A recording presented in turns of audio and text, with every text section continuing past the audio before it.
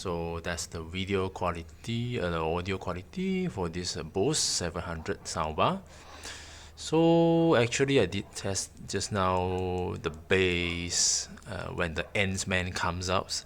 So the bass without the bass module is just normal, not that fantastic enough. So I think whoever is like the bass head should get a bass module 500 or 700 for this, for maximizing the movie experience. So, yep, it's a good soundbar overall. Thanks for watching.